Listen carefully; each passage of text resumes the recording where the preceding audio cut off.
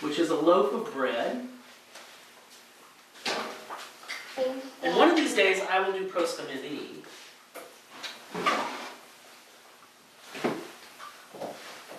Which is preparing communion, but I'll draw sort of a prospera loaf and what it looks like. Okay. And this is what we call the loaf of bread that is used for communion. Prospera loaves are typically, they vary in size depending upon the parish, depending upon how many people you're going to commune, etc. But in general, a prospera loaf, if we were to look at it from an aerial view, like looking at the bread over a table, they're typically round.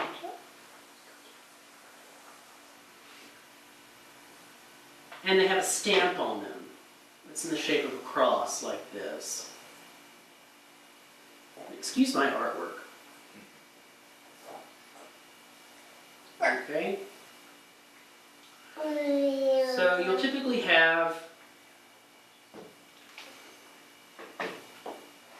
3 chambers that are sort of broken up.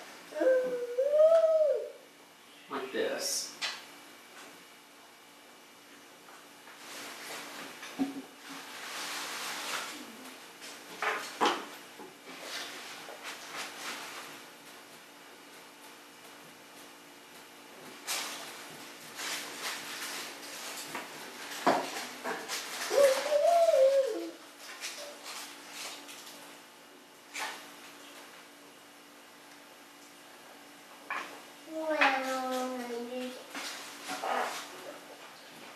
I thought all of this was in a little square in the middle.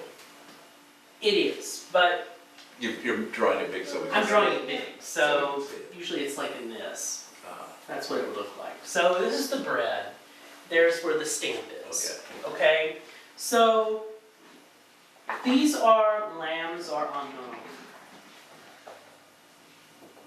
Okay? That means lamb in Greek.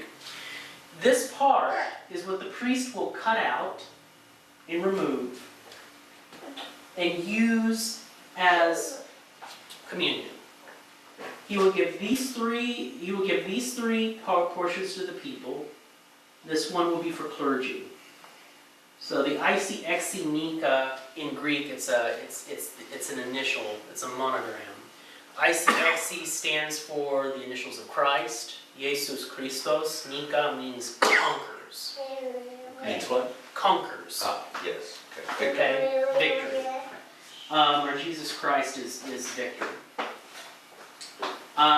These parts are extra lambs in case the priest needs to make reserved communion for a pre-sanctified liturgy, which occurs during Lent, or if he needs to make more reserved sacrament. He'll cut that out and put it on the discos.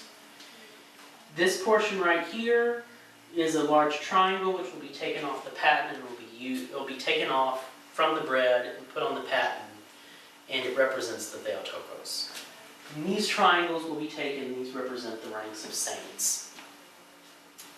One of these days I'll film proskomidie, and Okay.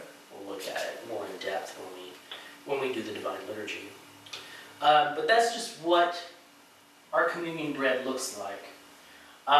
The priest will take this part, and it looks like a cube, and he'll cut it up and put it into the chalice, which is where the wine is, and it will mix, and communion is served on a spoon to the lay people. So priest and clergy, priests, deacons, and bishops will receive the body of Christ in their hands, and they'll receive the blood of Christ and drink it from the chalice. Lay people receive everything on a spoon. Okay? This was done back many centuries ago. There was a change. Used to, everyone received communion in their hands and communion, the precious blood from the chalice. But this was changed because certain people were abusing the sacrament, and they were usually hiding it or pocketing it. They would like give it to their sick cows that were colicky or something, which you aren't supposed to do. And so this was used as a method to make sure that the communicant swallowed communion. Also, it's easier to give communion to babies if it's all in the spoon. And it's, I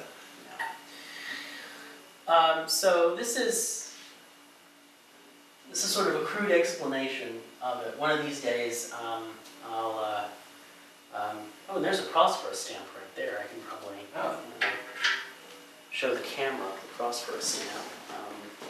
Hopefully this will show up well. Shows up well. This is actually what I was using. This is what will be stamped into the bread. If you can kind of see it. Here we go. And I'll pass this around to everybody, which they can look at. So this is what I was explaining. So the big lamb in the middle is usually the size of the parish. He can go deep down into the loaf and make tall ones. You normally see in Russian cathedrals, they'll have patens that are about this big and cubes of communion about this big. I guess that's why they need those big burly deacons to lift it up. Okay, so are there any questions about that? No, but it's in the Western churches, the Episcopal Church that obviously I'm, they still do it with the bread in the hand and then everyone drinks from the cup. The Orthodox Church does do one liturgy where that is allowed, and that is the Liturgy of St. James. I've only been in it once. I haven't celebrated it as a priest or a deacon. But in this liturgy, and we did it at seminary, typically you need 12 priests and 1 bishop to perform it, representing the apostles. So it's a very and special Christ. occasion when it's done. Right, so it's a very special occasion when it's done. If there's no bishop, usually it's 13 priests. And I think we weren't able to get that many priests and deacons, and so the bishop gave us a special blessing to do it on the night of St. James's feast day. And it was pretty cool because that was the first night, the first time as an Orthodox Christian I ever held the body of Christ in my hand and drank from the cup as a layperson. It was just phenomenal. And of course there's... Is it only done on St. James' feast day? It's only done on St. James's feast day. And it's not the liturgy of St. John Chrysostom or St. Basil? No. No. Is it older than they are? It is older. This is probably, it's the oldest liturgy in the Byzantine Rite. Mm-hmm. It's called St. James because it was attributed to St. James, the brother of our Lord. It was the liturgy of the Byzantine Empire, of the Byzantine Rite, before Chrysostom took it. I don't want to say took it over, but supplanted it. Yes. Yeah. So would it be the earliest complete liturgy that survives? I don't know if it's the earliest complete liturgy that survives. Might have to get into some liturgical history about that. From the East, I think it would probably be one of the earliest complete liturgies to survive. Would it be the earliest that's still used? I don't know. I think there are probably some earlier ones that are probably still used.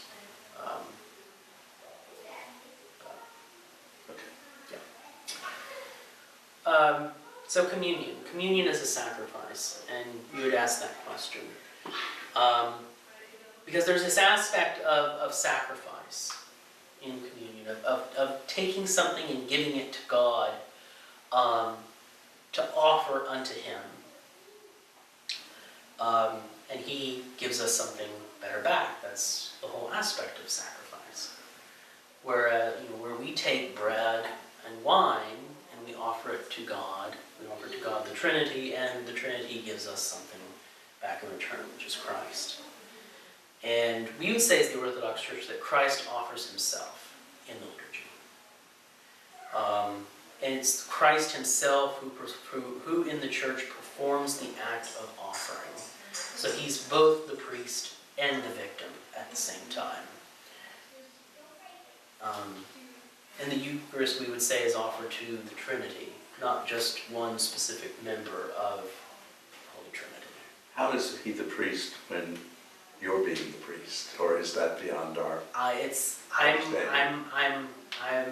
I would say that I don't want to say that I'm standing in for him, but it's Being used by him? I'm being used by him. This is one of the reasons why the priest puts on epimaniki, the cuffs, because it represents that these are no longer the hands of a mortal man, but these are the hands of Christ that are performing his work. That's one of the reasons why this is not a strange idea for Christians, because we are all supposed to be used by Christ when we give to the poor, when we serve each other, when whatever we do that is Christ-like, we are acting, or he is acting through us. Through us, yes.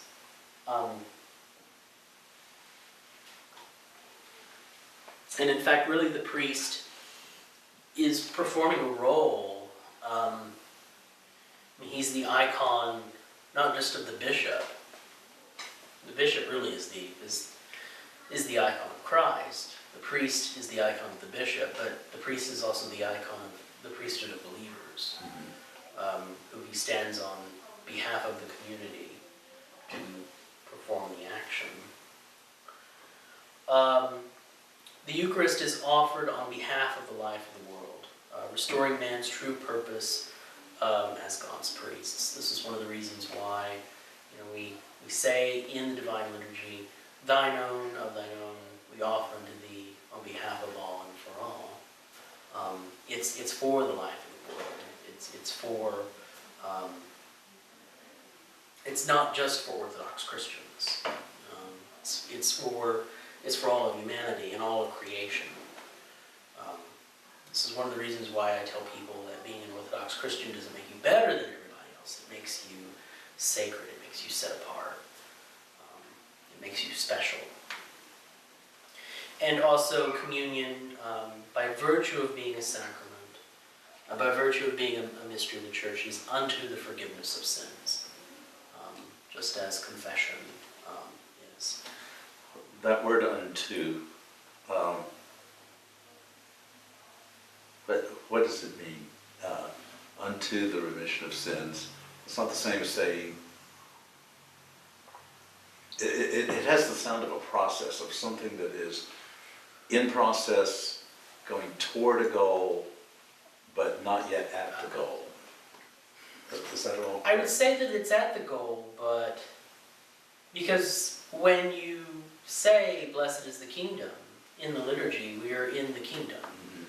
And so communion is a foretaste of what the kingdom of God is like, with ultimate communion with God. Okay, so I mean, the process is organic. yeah, I mean, I didn't think it was incomplete. It's just that the unto sounded like that. Now, I understand the idea that we are actually in the kingdom, in the Eucharist, but we're not yet continuously in the kingdom. Would that be correct to say? Sort of like seeing a clip from a movie where for an hour and a half we are in the kingdom. It's sort of like, I mean, as the old saying goes, people should take off their watches when we do Divine Liturgy, because time really shouldn't exist. Because we are outside of time, We're so outside it's not of an time hour and and a half, space. in other words. No. It's not an hour and a half. I mean, again, in the world, if you wanted to measure it by a chronometer, you could say, my watch doesn't act differently. Father Michael did the liturgy in an hour and 15 minutes, but again, mystically, we would say something else. That it was a moment outside. So it's a break in time. It's a break in time. in which we experience eternity, but we wind up back in time Right. afterwards. And then, after receiving communion, it's our goal and our duty as Orthodox Christians to go and sanctify time. That's true, because the communion is not self-contained. I mean, it changes us and it commissions us to live up to what we've Correct. received. Correct. The last aspect that I want to get into with the Eucharist is reserved sacrament. Because there are some traditions in the Orthodox Church, or rather I should say in the West, that the Orthodox Church just doesn't have. A lot of times in the West, they've taken reserved sacrament and they've usually put it on display, or they'll do perpetual adoration with the Eucharist in a monstrance. In monstrance. This is not done in the Orthodox Church. I was told at seminary when we were talking about this that the Orthodox understanding would be to eat communion, not to look at it. Mm-hmm. And so we really don't When have did that start in the Western Church? Because I know... I do not know. I have known, but I don't anymore. I do not know. I think it's medieval, but I don't know when in the Middle Ages. I mean, I remember when I was Catholic and living in my town, and we would have parades and things like that. I remember the priest actually taking the monstrance and parading. No, I've seen that in in Italy. parades and festivals, and you see it in Italy. And it would just be unthinkable for an Orthodox Christian to take the tabernacle and just go down the street with it, or put it in a, or put communion in a monstrance or anything like that. And just that's just sort of foreign to the East. But all churches are required to keep reserved sacrament in a tabernacle on the altar, which is next to a vigil lamp, which is kept lit perpetually in order to remind people that Christ is present on the altar at all times. Now, the reserved sacrament is refilled every year. What is the purpose? Of the reserved sacrament? Yes, why do we keep it on the altar? We keep it on the altar because A, Christ will be always present, and B, reserved sacrament is for the ill. And it's for people who are sick, people who are infirm, people who can't make it to church. So that's what you took to So Carol that's Brown. that's what I would take to Carol. So I would open up the tabernacle, and I have a communion kit. I'll open the communion kit as well, and I'll put a little piece to people in hospitals. Would it be would it be in part so that those who come to the church to pray have the physical presence of Christ there to There's pray that toward? aspect as well.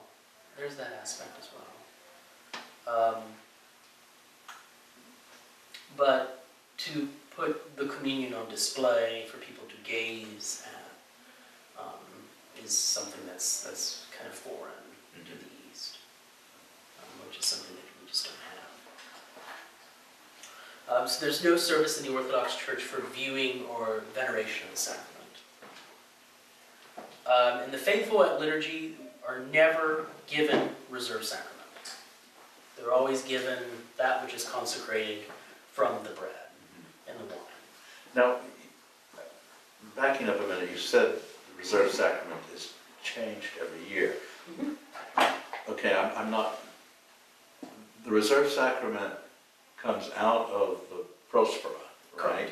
Correct. Is it kept all year, or is it renewed every time there's a liturgy? It's kept all year. So, until it's used up, or until the next year.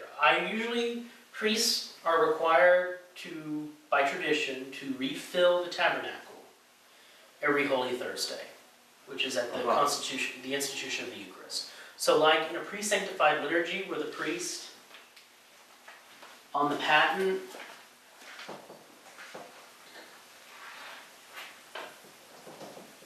and this is the patent. So this is an aerial view of the patent. Which is also going to be a disc. Right, which is a disc. It's also a disc. And so here's the lamb.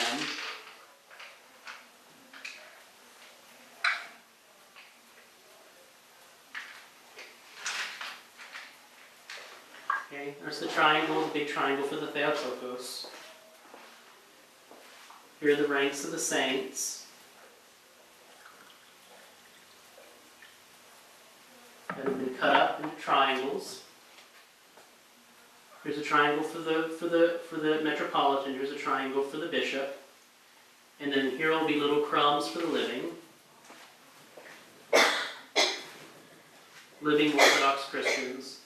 These are all crumbs for departed Orthodox Christians. Now, are those crumbs taken in the name of the people who are on the prayer list? I think I've heard that. I take them off of the names of people on the prayer list. So each one has been, as you take it, you are naming someone. I'm naming someone. So, like for example, with the living, when I do proscomedia, the first thing I do after I commemorate the metropolitan and the bishop, the local bishop, I commemorate the bishop who ordained me, and I commemorate my sponsors at ordination.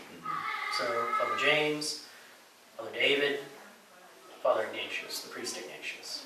And then I'll commemorate my own personal commemorations. So like my wife, my kid, people that I remember in my own personal prayers, people who have asked me to pray for them. And then I usually put a piece for each member of the parish. Each Orthodox Christian who is a member of this parish. And then I'll do the same for the departed. But if I'm going to make reserved sacrament, I cut out another lamb and just put it right at the top. Okay, so this is done when you need a new one. When I need one. Right, okay. And it's refilled. It's refilled every single Holy Thursday. So what will happen is this will be consecrated. I'll put this on another discos to dry it out. First I'll take some wine from the chalice, and I'll dip the spoon in the chalice, and I will spread the blood, the precious blood, onto the unknown, the lamb. And then I will put it on an extra discos, where it'll dry out. That's what I did in Wyoming. I don't know what I'm going to do here because the humidity is different. Right, dry out. I've heard of people putting it in the oven to crisp it. I've heard of people using a blowtorch to toast it, to dry it out. The thing is to dry it out. Once it's dried, then I put it onto a cutting board or onto another discos, and I take the spear, which is a liturgical knife, and I pound it into crumbs. And then that's what I put into the tabernacle.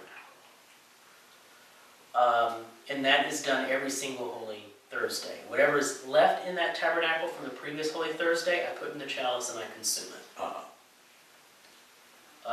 So if you were to run out before the next Holy Thursday... I just make another lamb. Yes, that's what I was figuring. Okay, that's fair. Yeah. Any questions about reserved sacrament?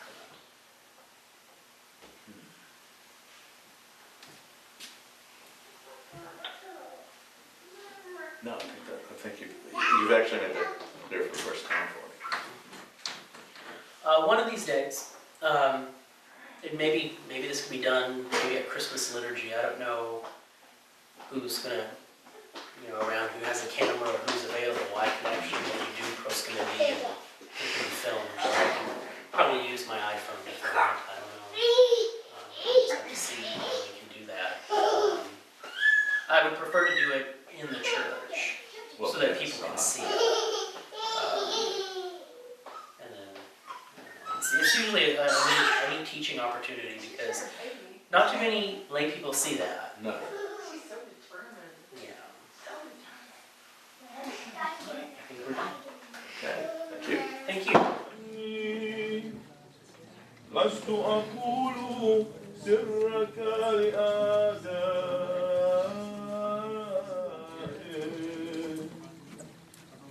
ولا أعطيك قبلة رشة مثل يهود